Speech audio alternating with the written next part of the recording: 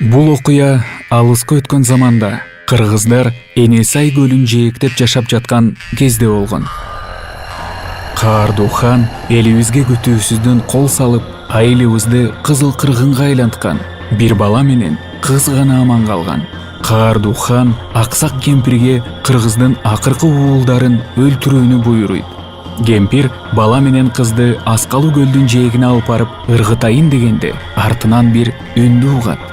Балдарды кое бер, аларды мага бер. Ал бугу эне эле. Анын тостойгон көздөрү кайгылуу жана капалуу болуп, балдарга боор оруп карап турат. Бугу өзү аппак периштедей нурданып келет. Мүйүзү кооз болуп, чачыраңкы чынар теректин бутактарындай. Кемпир каршы чыга албай, балдарды бугу энеге берет. Балдарды ээрчитип, бугу эне узак жол жүрдү. Жай жана кыш, жаз, жай жана күз, ошондой эле жай жана кыш, дагы күз, калың токойду аралап, кең талаадан, чөлдөн, бийик тоолордон жана дүркүрөгөн көлдөн өттү.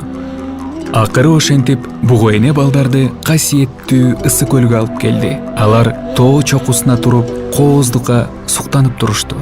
Тегерети тизилген тоолордун чокулары ак кар, көк муз. Ал эми тоолордун ортосундагы карагай токойлор курчаган көлдүн толкундары телмирип толкуп жатты. Бул силердин жаңы мекениңер деп сөзүн улады бугу эне. Бул жерде жер айдап, балык уулап, мал багып, 1000 жыл тынчтыкта жашай бергиле. Убакыт зымырык куштай тез өтүп, бала билеги күчтүү жигит болду. Ал эми кыз аял жашына жетти. Алар эрде аял болуп үйлөнүштү.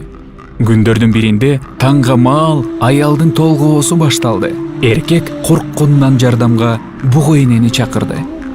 Алыстан коолжуган шыңгыр үн угулду. Мүйүзүнө тагып, бугу эне наристе бешигин алып келди.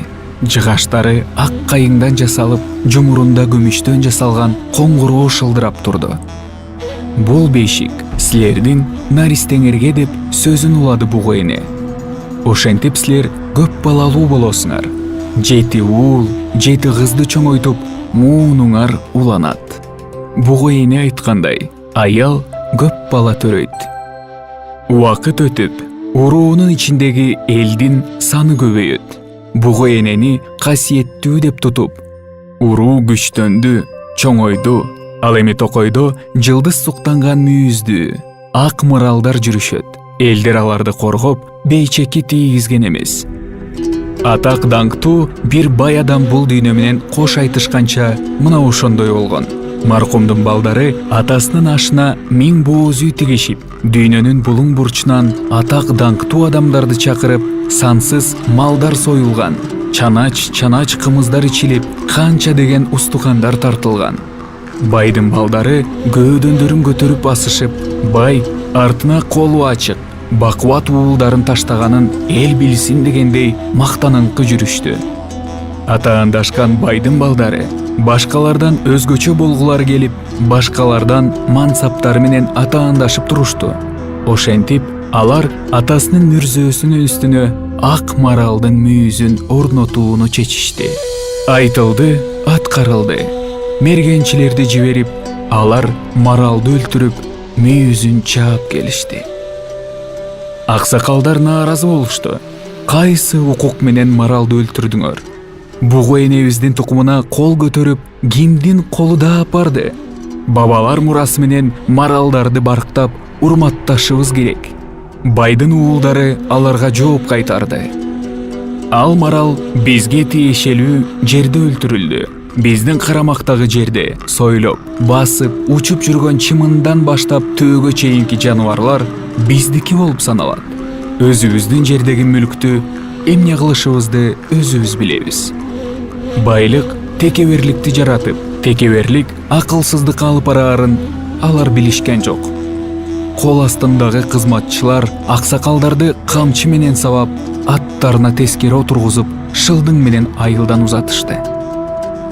Баары ушундан башталды. Оор кыйынчылыктар, бактысыздык бугу эненин тукумдарын каптады. Дээрлик ар бир адам маралдарга мергенге чыга баштады. ар бири аталарынын мүрзөлөрүнө марал мүйүзүн орнотууну милдет катары тутуп келишти. Мындай көрүнүш жакшы көрүнүш катары кабыл алынып, ал эми марал мүйүзүн таба албагандар начар адам катары карала баштады. Бугу эне эмне болду? Ал адамдарга катуу таарынып калды.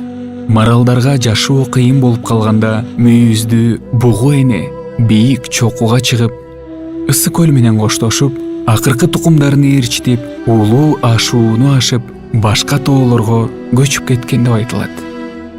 Ал эми бугу эне кетип баратып, кайра кайтып келбесин айткан экен.